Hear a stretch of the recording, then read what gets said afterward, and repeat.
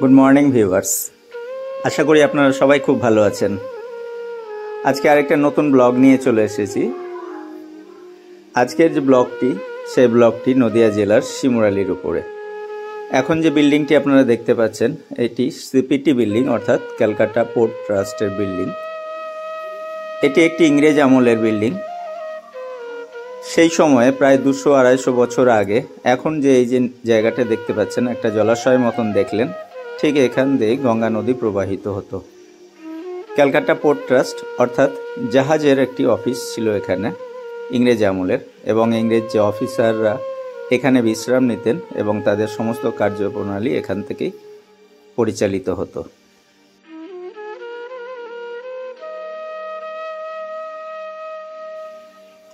এক সময়ের সদা ব্যস্ত এই অফিসটি এখন নির্জনে নিভৃতে। শিমুরালি নদিয়া জেলার একটি ছোট শহর এবং শিয়ালদহ রানাঘাট শাখার একটি রেল স্টেশন। ভিউয়ার্স, ঐতিহ্যবাহী এই প্রাচীন ব্রিটিশ আমলের ভবনটিতে আসার জন্য আপনারা শিমুরালি স্টেশনে নেমে টোটোতে করে আসতে পারেন। মিনিট 5 আপনাদের সময় লাগবে স্টেশন থেকে এই ভবনটিতে পৌঁছাতে। ভিউয়ার্স, স্ক্রিনে এই সময়ে যে জলাশয়টি দেখছেন এবং যে নিচু জমির অংশটি দেখছেন, এক সময় গঙ্গা নদী এই অংশটি দিয়েই প্রবাহিত হতো, কিন্তু বর্তমানে গঙ্গা নদী এখান থেকে প্রায় 5-6 কিলোমিটার দূর দিয়ে প্রবাহিত হচ্ছে এবং সেখানে একটি গঙ্গা নদীর ঘাট রয়েছে। সেই ঘাটটির নাম শিবতলা ঘাট। ভিউয়ার্স, ভবনটির ঠিক পিছনে একটি অত্যন্ত প্রাচীন কাঠগোলাপের গাছ রয়েছে।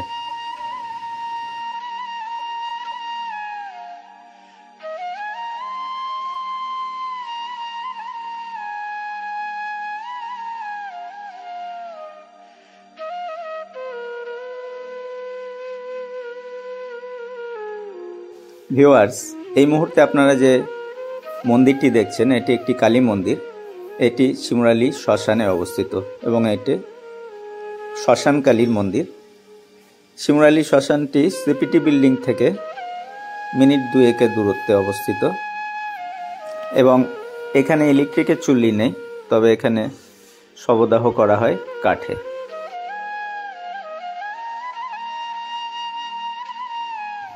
ভিউয়ার্স, এই শ্মশানটি একটি মনোরম পরিবেশের মধ্যে অবস্থিত।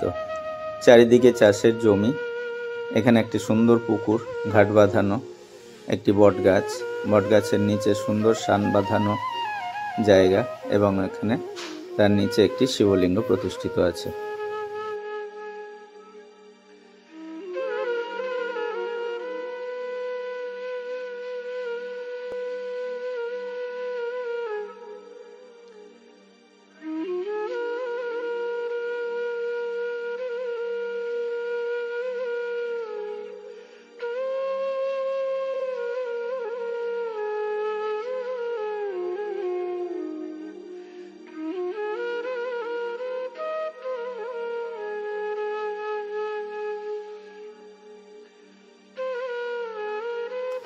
ভিউয়ার্স, এই সেই জায়গা যেখানে একদিন আমাদের সবাইকেই আসতে হবে। তারপরেও মানুষে মানুষে এত হানাহানি, মারামারি, কাটাকাটি অনর্থক।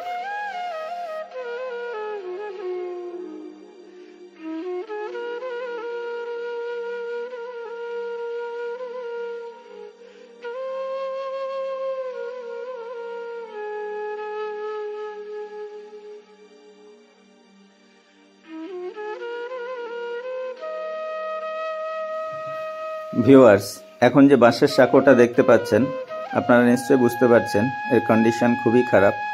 বেশিরভাগ বাঁশগুলোই পচে গিয়েছে এবং সাঁকোটা অত্যন্ত নড়বড়ে। আমি যখন এখান দিয়ে যাচ্ছিলাম এবং ভিডিওগ্রাফি করছিলাম, তখন স্থানীয় মানুষজন আমার কাছে অনুরোধ করেছিল স্থানীয় যে পঞ্চায়েত রয়েছে শিমুরালি চাঁদুরিয়া 1 নম্বর পঞ্চায়েত, তাদের কাছে এই বার্তাটা পৌঁছে দেওয়ার জন্য যে বাঁশের সাঁকোটাকে যেন খুব তাড়াতাড়ি ঠিক করে দেওয়া হয়, নতুন করে তৈরি করে দেওয়া হয়। কারণ হচ্ছে বাঁশের সাঁকোটার এখন অবস্থা অত্যন্ত বিপজ্জনক। যে কোনো সময় মানুষ পারাপারের সময় অঘটন ঘটতে পারে। আমিও চাঁদুরিয়া 1 নম্বর গ্রাম পঞ্চায়েতকে অনুরোধ করব, প্লিজ আপনারা এই সাঁকোটার একটা সুবন্দোবস্ত করে দেবেন, যাতে করে ভবিষ্যতে কোনো অঘটন না ঘটে। ধন্যবাদ। এই তো জীবন, হিংসা বিবাদ লোভ ভক্তি প্রেম, চিতাতেই সব শেষ, হায় চিতাতেই সব শেষ। এই তো জীবন।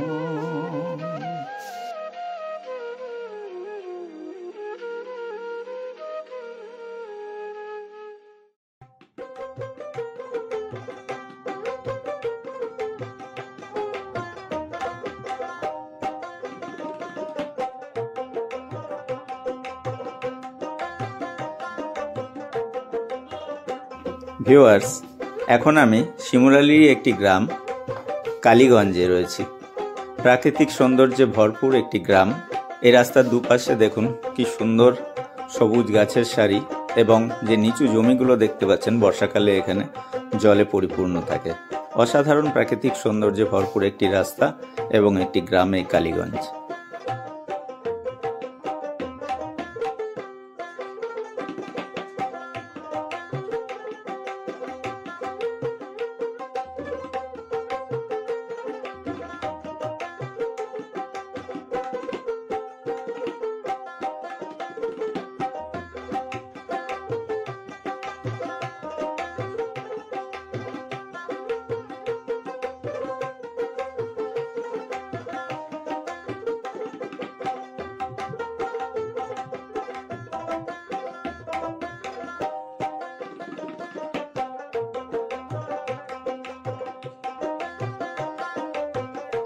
বন্ধুরা, এখন যে চাষের জমিগুলো দেখছেন, এই জমিতে বর্ষাকালে জলে পরিপূর্ণ থাকে এবং এখানে মাছ ধরার নৌকা ঘুরে বেড়ায়। বর্ষাকালে এই অঞ্চলটার রূপ আরও যেন সুন্দর এবং আরও অপরূপ হয়ে যায়।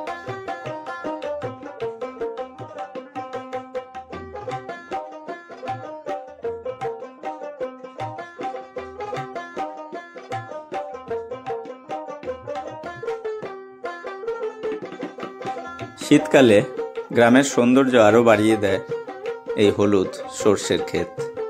কি অসাধারণ তার রূপ! আপনারা দেখুন, এখানে এই যে সর্ষের ক্ষেতটি দেখতে পাচ্ছেন, হলুদ ফুলে ভরে গিয়েছে। অসাধারণ একটা গ্রাম্য পথ। এই পথ ধরে আমি হেঁটে যাচ্ছি ঠিক সর্ষের এই ক্ষেতের পাশ দিয়ে, এবং ফুলগুলো দেখুন কত সুন্দর লাগছে।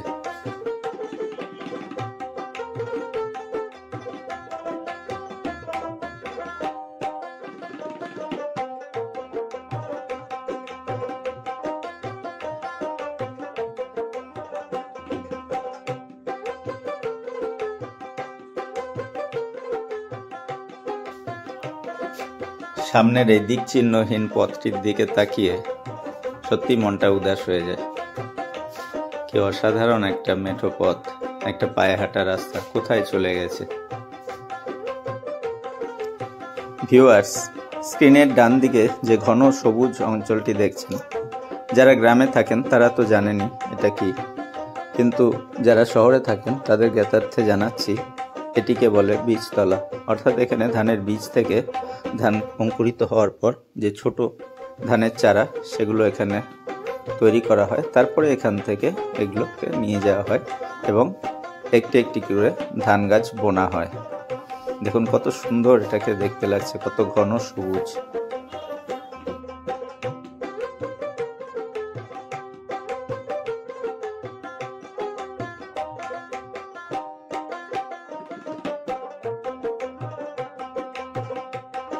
ভিউয়ার্স, যারা গ্রামে থাকেন বা মফস্বলে, তারা হয়তো খেয়াল করেছেন যেখানে সর্ষের চাষ ব্যাপক আকারে হয়, সেই মাঠের আশেপাশেই যারা মৌমাছির চাষ করেন, তারা তাদের যে মৌমাছির যে খাপগুলো, কাঠের যে বাক্সগুলো, সেগুলোকে এর আশেপাশেই প্রতিস্থাপন করেন এবং সেখানে মৌমাছিরা এই সর্ষের ফুল থেকে মধু নিয়ে গিয়ে সেখানে তারা বাসা বাঁধে এবং সেখান থেকে বাণিজ্যিকভাবে মধুর উৎপাদন করা হয়।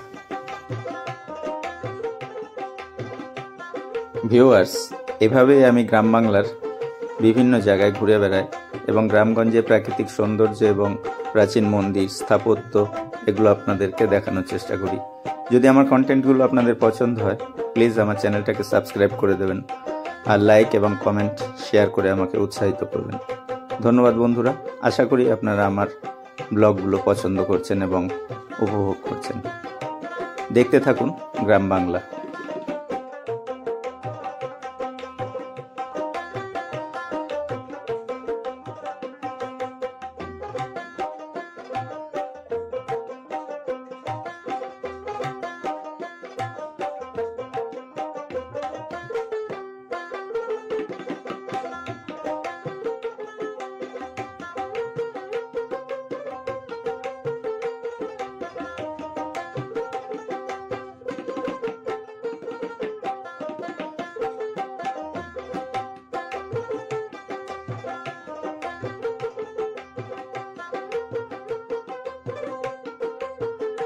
ভিউয়ার্স, শিমুরালী কালীগঞ্জ বাজার থেকে এই রাস্তা ধরে আসার সময় রাস্তায় যখন বাঁক নিল তখন ঠিক বাঁহাতে একটা বড় বটগাছের নিচে একটি মন্দির আছে।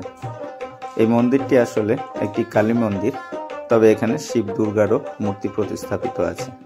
দেখুন কত সুন্দর পরিবেশ এই মন্দিরটি। ভিউয়ার্স, মন্দিরের মূল গেটে তালা দেওয়া থাকায় আপনাদের প্রধান যে মূর্তিটি অর্থাৎ মা কালীর মূর্তিটি দেখাতে পারছি না। এখানে যে দুর্গা এবং শিবের মূর্তি এবং আংশিকভাবে কালী মূর্তিটি দেখাতে পেরেছি। ভিউয়ার্স, আজকের মতন বিদায় নিতে হচ্ছে। আবার আপনাদের সঙ্গে দেখা হবে অন্য দিন অন্য কোথাও। ধন্যবাদ এতক্ষণ আমার সঙ্গে থাকার জন্য। নমস্কার।